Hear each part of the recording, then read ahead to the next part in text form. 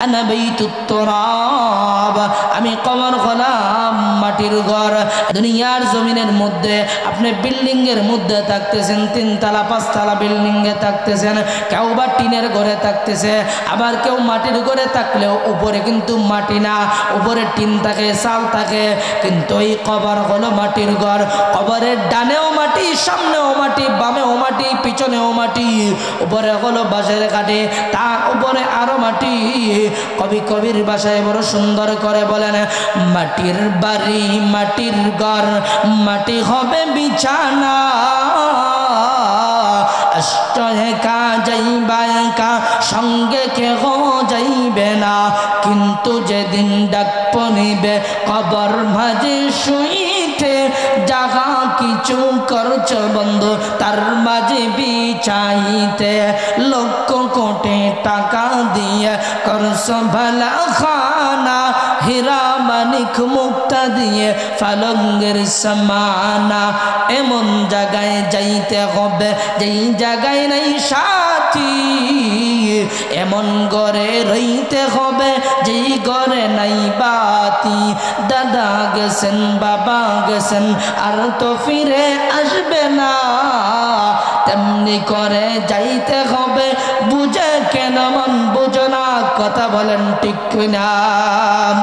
जिसको समझा ताके मेरा, जिसको समझा ताके मेरा, ओ मगर मेरा नहीं, क्या बताओ वो है किसका, मगर मेरा नहीं। আপন আপন করেন, আপনার সন্তান আপনার আপন, আপনার বিবি আপনার আপন, আপনার ভাই আপনার আপন, আপনার মা আপনার আপন, আপনার বাবা আপনার আপন। ও ভাই, বালিশের সাথে মাথা লাগায়া একটা বারের চিন্তা করেন, ও বাদেশ্বর এলাকার মুসলিয়ানে কেরাম, বালিশের সাথে মাথা লাগায়া একটা বারের জন্য চিন্তা করেন, এই দুনিয়ার জমিনে কেউ আপনার আপন না। অন্ধকার কবরের মধ্যে আমাকে রাখার পরে 2-4 দিন 5 দিন 2 মাস 5 মাস পরে সবাই আপনাকে আমাকেই বলে যাবে। কবরের মধ্যে আপনাকে আমাকে রাখার পরে শেষ দুনিয়ার জিন্দেগি আপনার আমার সবাই আপনাকে আমাকে বলে যাবে, আর স্মরণ করবে না। আল্লাহর রাসূল বলেন, যেই মাত্র মাইয়িতকে কবরের মধ্যে রাখা হয়, বিসমিল্লাহি ওয়া আলা মিল্লাতি রাসূলিল্লাহ, আল্লাহ রাসূলের মিল্লাতের উপরে যেই মাত্র মাইয়িতকে কবরের মধ্যে রাখা হয়, ইয়াতিহি মালাকান ফায়ুজলিসানিহি, মাইয়িতকে কবরে রেখে 40 কদম চলে আসা হয়। যেই সময় কবরের মধ্যে রাখা হয় না কেন, এই কবরের ভিতরের সময়টা মহান আল্লাহ আসর এবং মাগরিবের মধ্যবর্তী সময়, এই সময় 2 জন ফেরেশতা আসবে, ইয়াতিহি মালাকান ফায়ুজলিসানিহি ফায়াকুলান লাহু মান রাব্বুক ওয়া মা দীনুক মান গাদার রাজুল আল্লাযী বুইসা ফীকুম। এই কবরের ভিতরে 2 জন ফেরেশতা আসবে, আপনাকে আমাকে আসিয়া বসাইবে, বসাইয়া 1 নম্বরে প্রশ্ন করবে। ইমানদারের বেলায়ও প্রশ্ন করো 3টা, বেঈমানের বেলায়ও প্রশ্ন 3টা। 1 নম্বরে প্রশ্ন করবে মার রব্বুকা, তোমার রবকে। দুনিয়ার জমিনে এই ইমানদার আল্লাহর বান্দা আল্লাহর বিধানগুলো ঠিক মতো মানার কারণে ওই বান্দার জবান থেকে অটোমেটিকলি বের হয়ে আসবে রব্বি আল্লাহ, আমার রব হলেন একমাত্র মহান আল্লাহ। 2 নম্বরে ফেরেশতা প্রশ্ন করবে ওমা দীনুকা, তোমার ধর্ম কি? আল্লাহর ওই বান্দা দুনিয়ার জমিনে আল্লাহর বিধানগুলো পুঙ্খানুপুঙ্খানুভাবে মানার কারণে ওই বান্দা জবাব দিবে দীনিয়াল ইসলাম, আমার ধর্ম হলো ইসলাম। 3 নম্বরে ইমানদার আল্লাহর বান্দাকে প্রশ্ন করা হবে মান গাদার রাজুল আল্লাযী বুইসা ফীকুম, ইমানদারকে নবীজিকে দেখায়া প্রশ্ন করা হবে এই মহাপুরুষকে। ইমানদার আল্লাহর বান্দা জবাব দিবে এই মহাপুরুষ হলো আপনার আমার নবী বিশ্বনবী মুহাম্মদুর রাসূলুল্লাহ সুবহানাল্লাহ। মাটির মধ্যে যন্ত্র রাখার জন্য এমনি বড় ভাই ছোট যেই ভাই মাদ্রাসায় পড়েছিল এই ভাইকে জড়ায়া ধরে আর বলে, আরে ছোট ভাই, আজ তোমাকে মাদ্রাসায় দেওয়ার কারণে, তুমি মাদ্রাসায় দ্বীনি শিক্ষা অর্জন করার কারণে আজকে আমার এত বড় একটা অন্যায়, সুদের মধ্যে আমি লিপ্ত ছিলাম। আরে ছোট ভাই, আমি আজ থেকে তওবা করে নিলাম, আমি জিন্দেগিতে আর কোনোদিন সুদ খাবো না। গুনাহ করেছেন, তাওবা যদি করেন আল্লাহ তাআলা মাফ করে দিবেন। অর্থাৎ এতে প্রমাণ হয়ে গেল দুনিয়ার জমিনে আপনি আমি বিবি বাচ্চার জন্য, সন্তান সন্ততির জন্য, আপনার আমার পরিবারের জন্য সুদের মধ্যে টাকা লাগাইতেছি, মিথ্যা কথা বলে টাকা ইনকাম করতেছি। হ্যাঁ, এই টাকাটা আমি তাদেরকে এনে দিতেছি, আমার শরীরের ঘাম জড়ায়া টাকা এনে আমি তাদেরকে দিতেছি, জবান বিক্রি করে আমি তাদেরকে টাকা এনে দিতেছি। হালাল হারাম তারতম্য করে চলি নাই, হারাম কোন জিনিস বুঝলাম না, হালাল কোন জিনিস বুঝলাম না।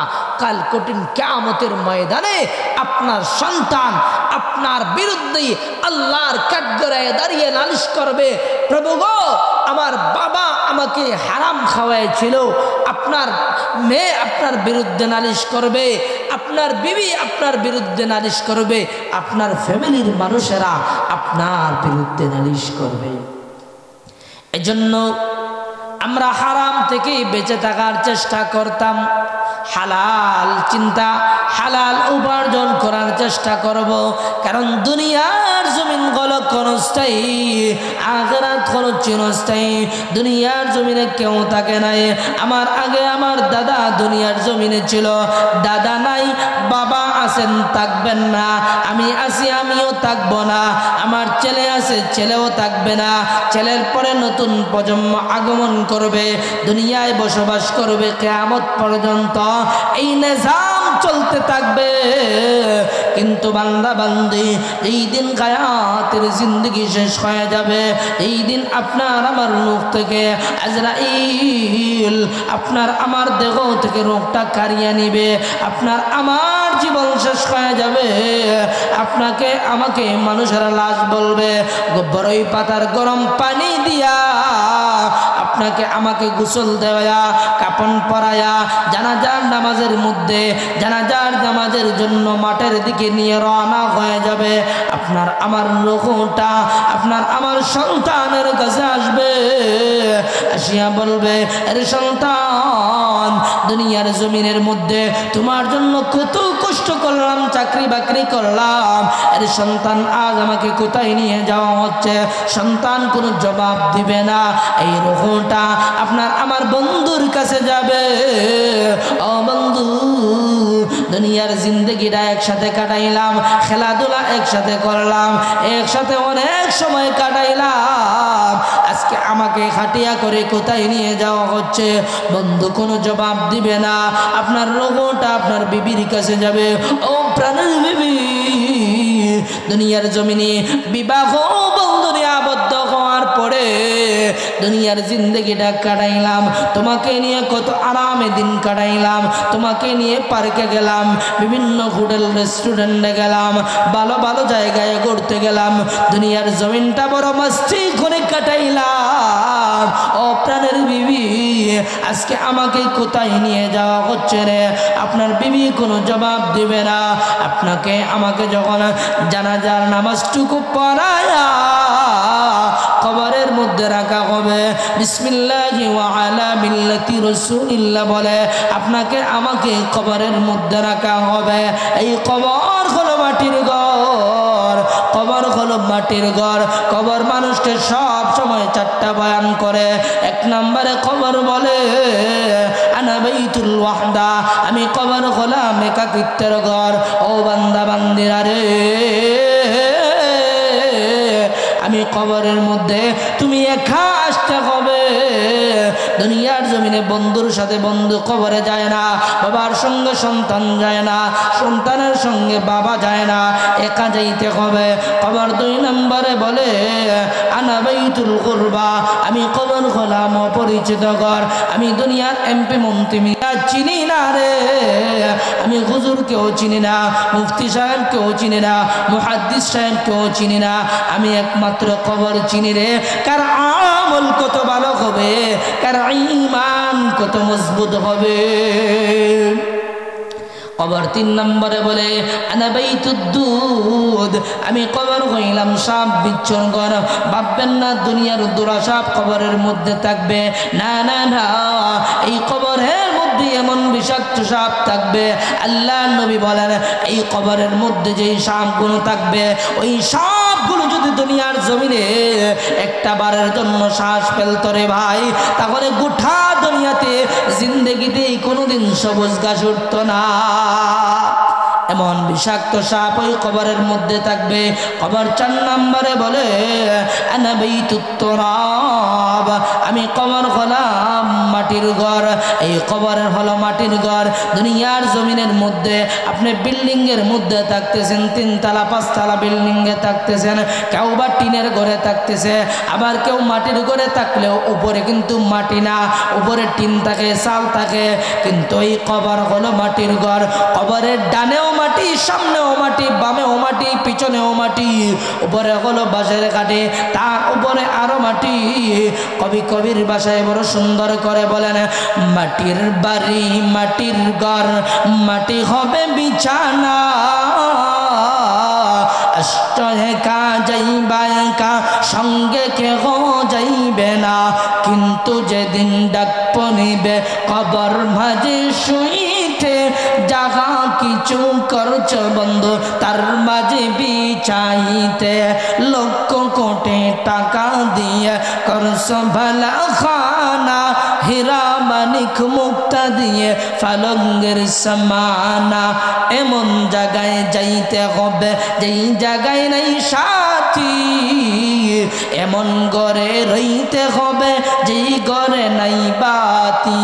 দাদা গেছেন বাবা গেছেন আর তো ফিরে আসবে না, তেমনি করে যাইতে হবে, বুঝে কেন মন বুঝো না, কথা বলেন ঠিক কিনা। जिसको समझा ताके मेरा, जिसको समझा ताके मेरा, ओ मगर मेरा नहीं, क्या बताओ वो है किसका, मगर मेरा नहीं। আপন আপন করেন, আপনার সন্তান আপনার আপন, আপনার বিবি আপনার আপন, আপনার ভাই আপনার আপন, আপনার মা আপনার আপন, আপনার বাবা আপনার আপন। ও ভাই বালিশের সাথে মাথা লাগায়া একটা বারের চিন্তা করেন, ও বাদেশ্বর এলাকার মুসলিয়ানে কেরাম, বালিশের সাথে মাথা লাগায়া একটা বারের জন্য চিন্তা করেন, এই দুনিয়ার জমিনে কেউ আপনার আপন না। অন্ধকার কবরের মধ্যে আপনা আমাকে রাখার পরে 2-4 দিন 5 দিন 2 মাস 5 মাস পরে সবাই আপনাকে আমাকেই বলে যাবে। কবরের মধ্যে আপনাকে আমাকে রাখার পরে শেষ দুনিয়ার জিন্দেগি আপনার আমার সবাই আপনাকে আমাকে বলে যাবে, আর স্মরণ করবে না। আল্লাহর রাসূল বলেন যেই মাত্র মাইয়িতকে কবরের মধ্যে রাখা হয়, বিসমিল্লাহি ওয়া আলা মিল্লাতি রাসূলিল্লাহ, আল্লাহ রাসূলের মিল্লাতের উপরে যেই মাত্র মাইয়িতকে কবরের মধ্যে রাখা হয়, ইয়াতিহি মালাকান ফায়ুজলিসানিহি, মাইয়িতকে কবরে রেখে 40 কদম চলে আসা হয়। যেই সময় কবরের মধ্যে রাখা হয় না কেন, এই কবরের ভিতরের সময়টা মহান আল্লাহ আসর এবং মাগরিবের মধ্যবর্তী সময়, এই সময় 2 জন ফেরেশতা আসবে, ইয়াতিহি মালাকান ফায়ুজলিসানিহি ফায়াকুলান লাহু মান রাব্বুক ওয়া মা দীনুক মান গাদার রাজুল আল্লাযী বুইসা ফীকুম। এই কবরের ভিতরে দুইজন ফেরেশতা আসবে, আপনাকে আমাকে আসিয়া বসাইবে। বসাইয়া এক নম্বরে প্রশ্ন করবে। ইমানদারের বেলায়ও প্রশ্ন করো তিনটা, বেঈমানের বেলায়ও প্রশ্ন তিনটা। এক নম্বরে প্রশ্ন করবে মার রব্বুকা, তোমার রবকে। দুনিয়ার জমিনে এই ইমানদার আল্লাহর বান্দা আল্লাহর বিধানগুলো ঠিক মতো মানার কারণে ওই বান্দার জবান থেকে অটোমেটিকলি বের হয়ে আসবে রব্বি আল্লাহ, আমার রব হলেন একমাত্র মহান আল্লাহ। দুই নম্বরে ফেরেশতা প্রশ্ন করবে ওমা দিনুকা, তোমার ধর্মকে।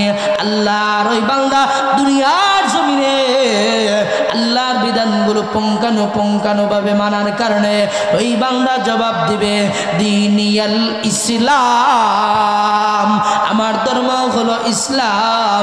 তিন নম্বরে ইমানদার আল্লাহর বান্দাকে প্রশ্ন করা হবে মান গাদার রাজুল আল্লাযী বুইসা ফীকুম, ইমানদারকে নবীজিকে দেখায়া প্রশ্ন করা হবে এই মহা পুরুষকে। ইমানদার আল্লাহর বান্দা জবাব দিবে এই মহা পুরুষ হলো আপনার আমার নবী বিশ্ব নবী মুহাম্মদুর রাসূলুল্লাহ সুবহানাল্লাহ। ইমানদার আল্লাহর বান্দা জবাব দিবে তিনি হল আল্লাহর পয়গম্বর মুহাম্মদুর রাসূলুল্লাহ সাল্লাল্লাহু আলাইহি ওয়াসাল্লাম।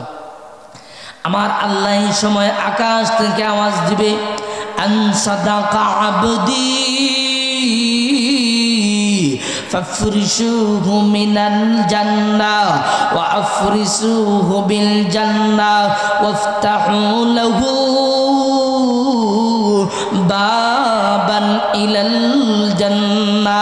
আমার আল্লাহ বলবে আমার বান্দা সত্য বলেছে, আরে ফেরেশতারা আমার বান্দার শরীরের মধ্যে জান্নাতি পোশাক পরিধান করা দাও রে, আমার বান্দা কি জান্নাতি বিছানা বিছায়া দাও রে, আমার বান্দার কবরটাকে জান্নাতের সাথে কালেকশন লাগায়া দাও। শুধু তা না, আল্লাহর নবী বলেন নামকা নাউমাতিল আরুস, ওই ব্যক্তিটা কবরের মধ্যে কিয়ামত পর্যন্ত এমন ভাবে ঘুমাবে এইভাবে বাসর রজনীতে নতুন দুলা স্ত্রীর সঙ্গে প্রথম সহবাসের পরে আরামের একটা ঘুম ঘুমায় আল্লাহর বান্দা ইমানদার কিয়ামত পর্যন্ত এই কবরের মধ্যেই আরামের একটা ঘুম ঘুমাবে। সুবহানাল্লাহ। আর যদি ওই বান্দা বেঈমান হয়ে যায়, যখন ফেরেশতা প্রশ্ন করবে মার রব্বুকা ওয়া মা দীনুকা ওয়া মান নাবিয়ুকা, আল্লাহর বান্দা বলবে হা গালা আদরি, আমি কিছুই জানি না, আমি কিছুই জানি না। ওই সময় আমার আল্লাহ আকাশ থেকে আওয়াজ দিবে আন কাযাবা আবদি ফাফরিশুহু মিনান নার ওয়া আলবিসুহু মিনান নার ওয়াফতাহু লাহু বাবান ইলান নার। আমার আল্লাহ বলবে এই বান্দা মিথ্যা বলেছে, ফেরেশতারা রে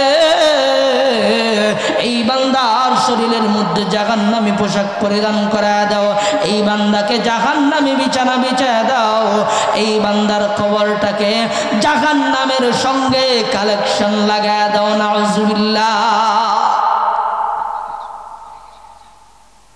এজন্য কবরটা আপনার আমার যদি সুন্দর বানাতে চাই, আল্লাহ রসুল বলেন আখেরাতের প্রথম গাড়িটা হলো কবর, যার কবরের গাড়ি সুন্দর তারপরে ফুলসিরাত মিজান একদম জান্নাত পর্যন্ত আল্লাহ সহজ করে দিবেন। এই জন্য এই কবরের গাড়ি সহজ করতে হলে দুনিয়ার জিন্দিগি যদি আল্লাহর মর্জি মুআফিক আল্লাহর বিধান দুনিয়ার জমিনে আমরা মানি, নবীর সুন্নত তরিকা অনুযায়ী চলি, আল্লাহ তাআলা আমাদেরকে পরকালের জন্য শান্তির জায়গা রেখে দিয়েছেন জান্নাত। আল্লাহ তাআলা এই সংক্ষিপ্ত আলোচনা থেকে আমাদেরকে যা কিছু বললাম আল্লাহ তাআলা যেন আমল করার তৌফিক দান করেন, আমিন। ওয়া আখিরু দাওয়ানা আনিল হামদুলিল্লাহি রাব্বিল আলামিন। আসসালামু আলাইকুম ওয়া রাহমাতুল্লাহ।